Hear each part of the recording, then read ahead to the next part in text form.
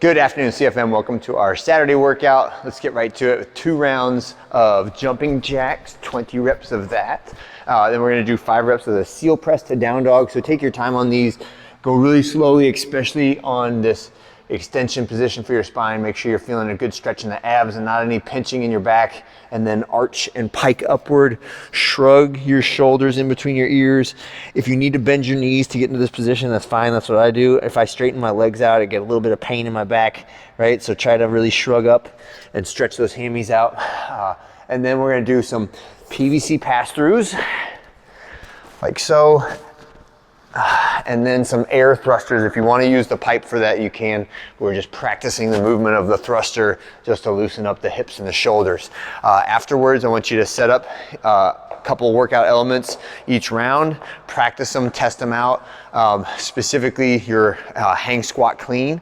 That will be one of the more technique requiring elements of the workout. Double unders is another one, but it's a 30-minute AMRAP of 4 exercises. So that means we'll start together, 3, 2, 1, go. At the 30-minute mark, you're done, no matter how many rounds you get. But the 4 exercises are push-ups. So set up your push-ups however you need to. I'd love to have you be able to get through the first round without stopping. That would be a good goal for a scaling method. Even if you can do a couple unassisted push-ups on the ground, if it would take you a bunch of breaks to get to 24 reps, then I want you to use some assistance, and you could do a multi-level approach too. So you could do like 4 or 5 really hard, legit, like all by yourself push-ups, and then move to a band across the rig or an adjustable pull-up bar. Any of those methods would be fine. But when we do it on the ground or anywhere else, the body moves as a plank. Chin, chest, and thighs touch the ground at the bottom, and then elbows are extended at the top. That is my range of motion for the push-up. All right, 24 reps. And again, even when you're really tired, try to think about something that you can get like 8 to 10 reps of without stopping.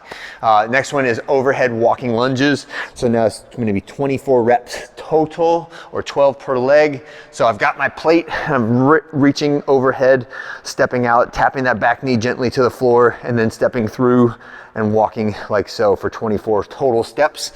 The next one is 12 reps of the hang squat clean. Hang squat clean, I pick up the bar 1 time, and then I pull down to the top of my knees and then perform that squat clean. So catching the squat position, standing tall, reset. Back to the top of the knees, squat clean, stand tall. All right, that's my hang squat clean. So ideally the bar doesn't touch the ground for all 12 reps. You may need to take a break in the middle, but it should never be so bad that you need to take more than 1 break to get to 12 reps. And then the last one is double unders. Double unders is 1 jump, 2 spins of the rope around my feet.